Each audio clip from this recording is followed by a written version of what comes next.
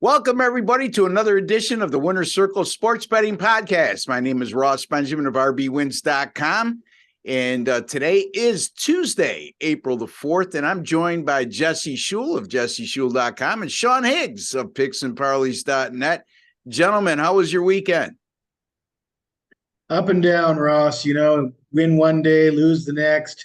I'm kind of hovering around 500 here, looking for that next big winning streak to start. I hear you, Jesse. I had a rough Final Four and championship game, going 0-3. And that was preceded by an 11-2 college basketball run. But like you said, you wipe the slate clean, you move on. Baseball and the NBA is going to be our main focus on this channel going forward. Sean, how are you? All right, I wound up college hoops on a nice 13-5 run, so I'll take that after a rough February there. But baseball, pretty good. 57%, 29 and 22 with the picks, and the props 49 and 67 plus 26-30, and a lot of ribby props. Although I did throw a couple runs out there, but basically RBI props. So there you go. Nice start to the weekend of baseball there, first 4 days. We don't have props over at PicksandParleys.net. Where are you posting anywhere else where your props? I just post them in the midday money, and I put them on Twitter, Mr. Sean Higgs. That's it. I put them on the show at noon, and then I post them on the Twitter when I do the show. So, all right, we're going to be covering Major League Baseball today, folks, and we have 3 games that we're going to discuss and give you a free pick in each one of them. All of us will have a little bit of commentary on all 3. But again, I want you to focus on our official picks, whoever's assigned to a game, their pick, and follow that lead. Even though we're going to give you our input, the other 2 guys are going to give their input, even though it's not a game assigned to them. But I'm going to be looking at the Minnesota Twins at the Miami Marlins, and it will be Atlanta at St. Louis for Jesse, and the Philadelphia Phillies and the New York Yankees for Sean Higgs. And before we get going, just a friendly reminder, if you have not subscribed to our YouTube channel, please take a second to do so. It costs you absolutely nothing. There's no strings attached. You're obviously watching this video because you're interested in sports betting. So why not subscribe for $0 and no obligations, no hidden agenda, and you'll be privy to some of the best sports handicappers in the world today on this channel. Not only us 3, but also Doug Upstone of DocSports.com and also Joey D'Amico over at SportsMemo.com. Okay, guys, let's get her going. As they say, Jesse's aware of when he lived in Canada. He's now in Thailand. But the old hockey saying, let's get her going. So why not start with that original Canadian-born Jesse Schule? And Jesse, let her rip. Yeah, Atlanta at St. Louis. What do you got, my friend? Well, we got an interesting pitching matchup here, Ross. We got a rookie, Dylan Dodd, earning a spot here or a spot start anyways, getting a chance to earn a spot in the rotation. This guy just sort of came out of nowhere this spring. He wasn't expected to be one of their top prospects, but he did enough in the spring to get a second look. He had an ERA of just 2, a whip just over 1, struck out 20 batters in 18 innings, and not a lot is known about this kid. I can't pretend I know a lot about him. The only thing we know is he had a good spring. Read into that what you want. I think he's probably going to be on a short leash. I don't think the Braves are going to let him, get blitzed early. If he gets in trouble, he's probably going to get the hook quite quickly. And we got Steven Matz going for St. Louis. He didn't have a great year for St. Louis last year, bothered by some injuries. Wasn't very good at Busch Stadium, 2-2 with an ERA over 6 in 6 home starts. He did have a fantastic spring, though. 2-0, 1.53 ERA in 4 appearances, whip of 0.74, struck out 17 batters in 17 innings. Again, spring stats, read into that what you will. But we know a little bit more about Matz. We're a lot more familiar with Matz. And, some good and some bad. I'm not going to read too much into the spring stats, and I have fairly neutral opinions about Steven Matz. He capable, but also capable of tossing out a bad game as well. But at the end of the day, I look at the price here. St. Louis is a big favorite based on the fact that Atlanta is trotting out a rookie. I can get plus money with a Braves team that is 12-4 in their last 16 at Busch Stadium and 9-3 in the last 12 head-to-head meetings, and is looking sharp at the beginning of the season. Like I said, this rookie Dylan Dodd, I expect him to get an early hook if he struggles, and then we're into bullpens and this and that. So I'll take the plus money with Atlanta here, Russ. All right. So Jesse Schule likes the Atlanta Braves plus 120 at the St. Louis Cardinals. And he's saying he's looking at basically, in not so many words, the better team getting plus money and casting a lot of other factors aside. And sometimes that's what you got to do when there's unknown factors like that. You know, Steven Matz, Sean, Jesse hit it right on. He stole my words because I was going to comment on his pick, but he more or less covered it. He's a very erratic pitcher. He could be very good or very bad, seldom in between. So it's almost like shooting at a dartboard whenever he takes the mound. But him at minus 140 against a very good Atlanta team, even though there's a rookie pitcher on the mound, your take? Yeah, I agree with the Mets. So for me, it's an overplay because I know he's going to give up runs. The Braves could hit the ball. And Dodd, he's actually the 10th prospect in the Atlanta organization pitcher-wise. We saw their number one guy, Schuster, the other day against the Nats, give up 4 runs to the Nationals. This kid is 10th, and there's a few other pitchers ahead of him. But as Jesse noted, he had a strong spring. So to say, you know what?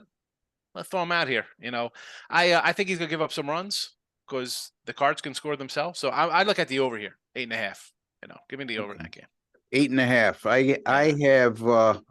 I got to double check that because I had 10 on the over. Yeah, no, Really? I had It's to look 10 at that too, Sean, and I think everybody's thinking the same thing. It opened at 8.5. That's what I got it on the sites at 8.5 yesterday. And for the late show, it was 8.5. What is it now? 10. But because everybody's thinking like you're thinking, those don't last long. It's up to 10 now. Yeah, that was. I mean, was off. I was going off of what I had posted on the site. No, that's so okay. That's okay. I just want to make sure we're not misinforming. And still like the over. That's. I mean, like again, you got a guy. The best Brave rookie gave up 4 runs to the Nationals who can't score. This St. Louis team scores 5-6 runs a game. They can hit.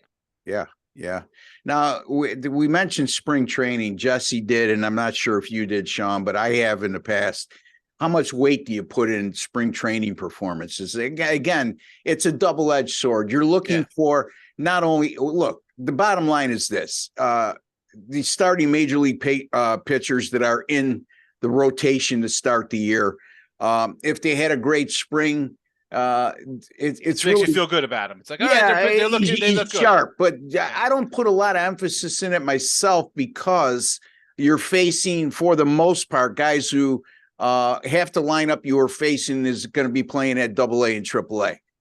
On the other hand, if a guy has a terrible spring, I take more note of that because for the same reason, you're facing guys. Half of them won't be at the major league level when you break spring training. So it's an interesting dichotomy when you start breaking down starting pitchers' spring training performances. And you guys could elaborate on that further as we move on with the show. But let's get to Sean's pick. Philadelphia Phillies at the New York Yankees. Yankees coming off that 8-1 win yesterday in the series opener. Yankees beginning the season 3-1. Phillies starting the season a little slow. We've seen this story before, and we know where they were at the end of last year. The one thing that strikes me with Philadelphia, Sean, is how low their over and under win total was, regular season win total to begin the year. And you're talking about the defending National League champions. Let me ask you that. What your thoughts are when you go into a season and you see a number like that, 87.5, I think the regular season win total was something ridiculous when you're talking about a defending league champion. And in this game, they're catching a big number. Do they turn it around here or not? Well, let's talk with their win total. And everything went right for them to make the World Series, which most times everything has to go right for a team to go on a run out of nowhere. The win total's where it was. Harper's gone. although Trey Turner's fill his spot because until he comes back later in the year. So that's kind of like a wash for me. But the pitching is always kind of suspect. And you got the Mets and Braves in that division, so they think they're the third best. I kind of get it. And another point here with the spring training, I'll come in. Herman today, pitching for the Yankees, got beat up a little bit in spring training. But, like you said, how do you – if the guy's pitching good, you feel good about him. If he's pitching bad, it's like, I really don't – he's pitching bad, I don't want to really jump on the guy. It's psychological. It's like anything. You're going to have your little bias or things. Things are going well. Hey, he's pitching good. Here, though, I mentioned the over in the St. Louis game. I'm going to come here as an over too. The Yanks are just crushing the ball. The Bombers are back. 2 home runs, multi-home runs all season. Okay, 4 games, whatever. They're seeing the ball well. Only hitting 260. On the flip side of that, Phillies hitting 287 and can't get a timely hit. So I think the Yanks are going to hit Strom. The guy's a spot starter. I'm not going to throw his stat from 2019. He had 10 strikeouts versus the Yanks in 2019 in a start. Again, that was 2019. Slightly different teams on both sides here. I think Drummond will give up a couple. I think Strom's going to give up quite a few. I'm going to go over here. I mean, what is there to say? The Yankees are hitting. Glieber looks good. The lineup looks – they're drawing walks. They had 9 walks yesterday. You get on base, guys are going to score. What is that? Billy Bean Moneyball? Get on base. I don't care how you get there. Get on base. The runs will produce themselves. Yep. And that's what the Yanks do. They got 19 walks in their 3 games, whatever, 4 games.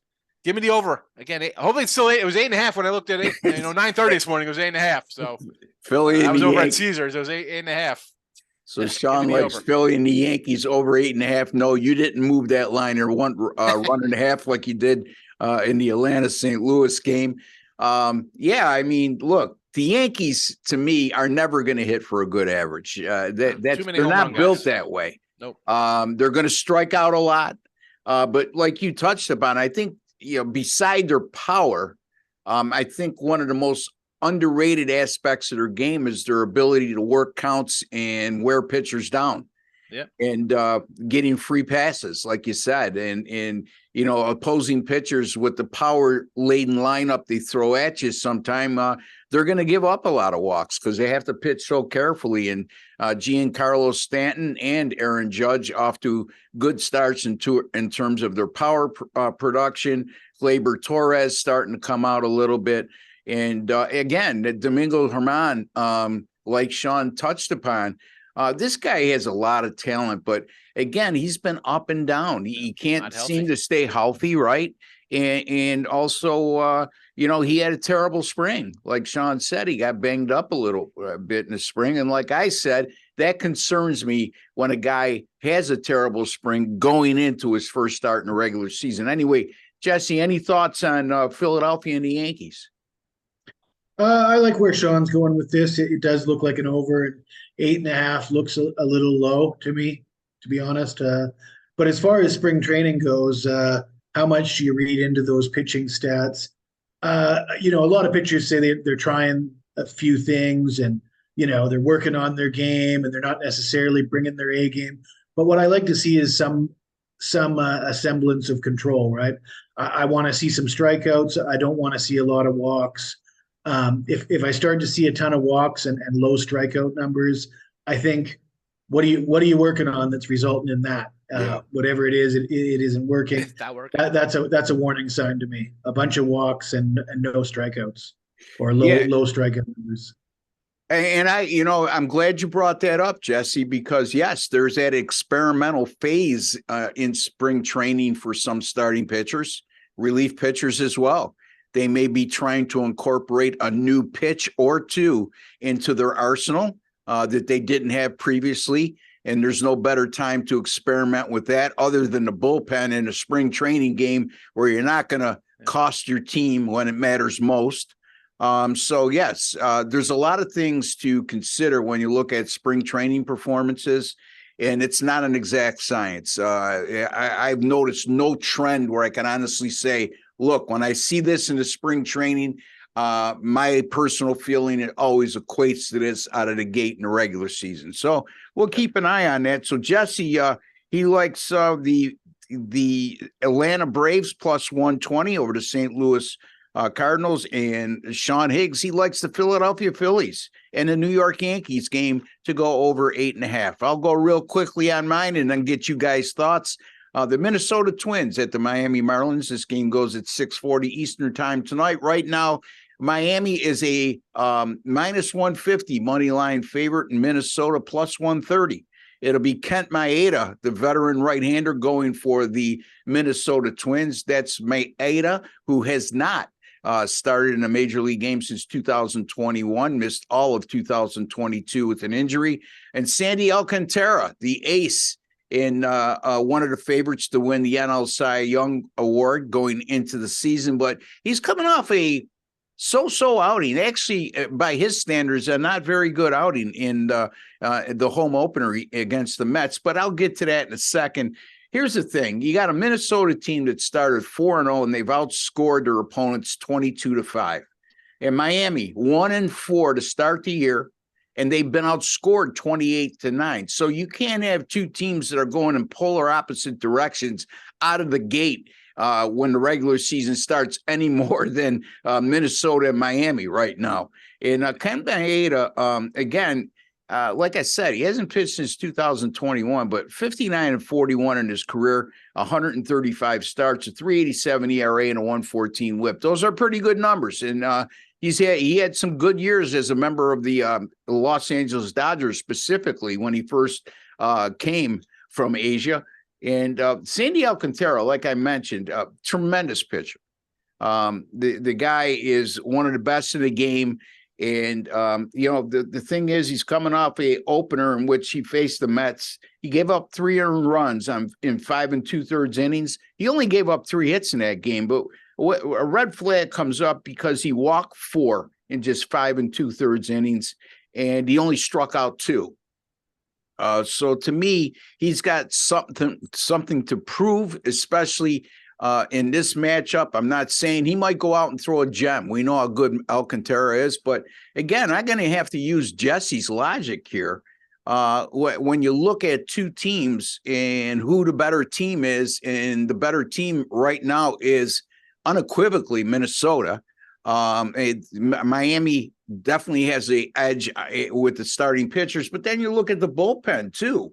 The Marlins 5.55 ERA as a staff to start the year, while the Twins are at 1.84 ERA as a bullpen staff.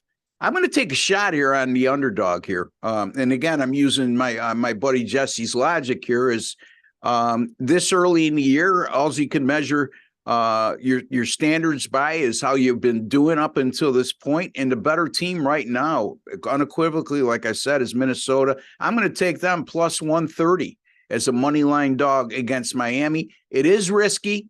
We're facing one of the top 5 pitchers in the National League. But I think sometimes you have to take a. And I gotta say, there's Rossie's back. I didn't know he was frozen there. I'm sorry. You have to take a calculated risk, and I'm willing to do so here on Minnesota plus 130. Go ahead, Sean. I'm sorry. Oh no. I'm with you on Minnesota. I grabbed the plus 20-26, and I know Kent has been out a year. I really don't like coming back on guys because obviously there'll be kind of a pitch count, stuff like that. But how do you bet on a Marlins team that does not score? No. And again, Alcantara, I'll give him a little pass versus the Mets. It's a team you face a lot. He faces the Mets, the Phillies, Braves. Obviously, they're going to see him more and hit him a little better. A team like Minnesota doesn't see him. He might come out and pitch a gem. But if I had a buddy always used to say, can't win if you can't score. They do not score runs. They do not score runs. He gives up 2 runs here. They could still lose 2-1. Yeah. You got to look at the dog. Got to look at the dog here. Yeah, and the other thing, too, is if he is on a pitch counter, he gets off to a rough start, like Jesse said with the rookie from Atlanta. I'm sure the plan is, look, number one, let's give him a pitch count. He's coming off a year off. Yep. He wasn't real sharp in the spring. But then you start to factor in the bullpens. And like I mentioned, the Minnesota bullpen through 5 games right now, a 1.88 ERA, 1.84 ERA. And Jesse, Miami, first 5 games, 1-5, 3 runs or less in each one of those, 2 runs or less in 4 to 5. Your thoughts, buddy? I'd like to bet on Miami to finish dead last in the majors in scoring. It's not just the beginning of the year here. I mean, if you look at their numbers in the spring too, they couldn't hit anything. It was futile. And if you just look at up and down their lineup, where are the hits and the home runs and the run production. Where's it supposed to come from? They lack a little bit of talent. Their roster leaves a little to be desired, and I just couldn't imagine ever betting on Miami as a favorite, regardless of whether Alcantara is pitching, and especially if he's not at his best. Staff. It's a good staff. They got a bunch of guys. I mean, they traded Lopez, and they got a guy who hits 350 from the Twins. I mean, like, you need more of that. Trade some more guys. Get some offense. It's an offensive league now. They're doing they're turning into football. Bigger bases, man on second. Let's go. Pitch clock, faster, faster, faster. They still can't score. Yeah. And that Jesse grew up in Canada because he says futile. We say futile. And we say organization. And you say, Jesse, how do you pronounce organization in Canada? Say organization. No. Organization? Organization. See, it's the Canadian. I like that Canadian. Yeah, I'm not making fun of you, buddy. I'm just trying to say the difference. And Santa Claus lands on your roof on Christmas Eve. And that's not futile. I'll tell you that. Anyway. All right, let's go around the horn here. First of all, let me review these picks we made. Again, Jesse Schule likes Atlanta plus 120 over the St. Louis Cardinals. Sean Higgs likes the Phillies and the Yankees over 8.5. And Ross Benjamin, yours truly, likes the Minnesota Twins plus 130 against the punchless Miami Marlins. Jesse, tell the folks what you may have coming up this week, any hot streaks you like to discuss, and where they could find you. Well, it's been a bit of a mediocre start to the Major League Baseball season. I was bragging about going 9-1 to start last season. I'm 5-3 heading into today's action. I got 2 plays. I'm hoping I can win both of them so I can say that I started 7-3, which is somewhat respectable at least. But you can follow me on Twitter at Jesse Schule, on YouTube at Jesse Schule Picks, and you can find me at jesseschule.com. There you go. Jesse Schule, one of the finest handicappers in the country, and he's complaining about a 5-3 start in Major League Baseball. A lot of us would like to complain with a 62.5% win percentage, but keep in mind, you got to keep in track more of a return on investment when it comes to Major League Baseball betting, more so there than any other sport. You got to go. All right. So Sean is out. Sean, you take care, and Mr. Higgs will be joining us again later this week. For Ross Benjamin and Jesse Schule, what we'd like most from you guys right now is you guys giving us a like on this video. And until the next time, we like to wish each and every one of you all the very best. Take care and God bless.